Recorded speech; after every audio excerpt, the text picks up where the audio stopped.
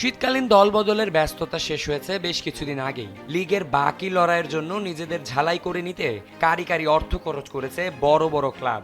তবে দলবদলের বাজারে সবাইকে চমকে দিয়ে ভিন্ন এক নজির গড়ল ইংলিশ জায়ান্ট লিভারপুল। কোনো বড় তারকা নয়, বরং অ্যানফিল্ডে তারা আনছে ২০ বছর বয়সী এক ফরাসি বিস্ময় বালককে। নাম তার জেরেমি জ্যাকেট। আর এই তরুণের জন্য লিভারপুল খরচ করতে যাচ্ছে ৬০ মিলিয়ন পাউন্ড। মাত্র ২০ বছর বয়সী একজন ফরাসি ডিফেন্ডার, অথচ তাকে দেখে মনে হয় প্রিমিয়ার লিগের কঠিন লড়াইয়ের জন্য তিনি এখনই প্রস্তুত। কিন্তু প্রশ্ন হলো, লিভারপুল কেন এই তরুণের পেছনে এত বড় অঙ্কের টাকা খরচ করল? এর প্রথম কারণ হলো তার ফিজিক।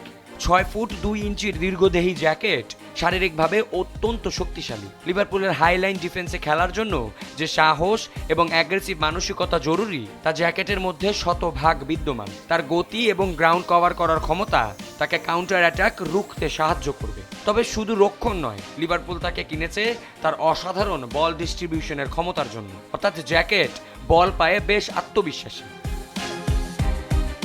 প্রতিপক্ষের রক্ষণ চিরে লাইন ব্রেকিং পাস দেওয়া কিংবা মাঠের এক প্রান্ত থেকে অন্য প্রান্তে নিখুঁত লং বল পাঠানো, সব কিছুতেই তিনি পটু। একজন মডার্ন ডিফেন্ডারের যে ভিশন থাকা দরকার, জ্যাকেট তা ইতিমধ্যেই করে দেখিয়েছেন। যদিও ফরাসি লিগ থেকে প্রিমিয়ার লিগের ফিজিক্যালিটি মানিয়ে নিতে জ্যাকেটের কিছুটা সময় লাগবে বটে, বিশেষ করে এরিয়াল ব্যাটেলে।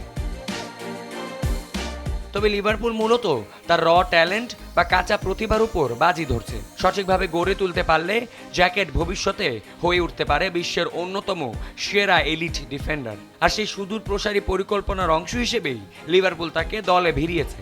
এখন একটা বড় প্রশ্ন কিন্তু থেকেই যায়, জ্যাকেট কি পারবেন অ্যানফিল্ডের পরবর্তী আস্থার প্রতীক হতে? আবিয়া জিরতেসাম, সময়ের আলো।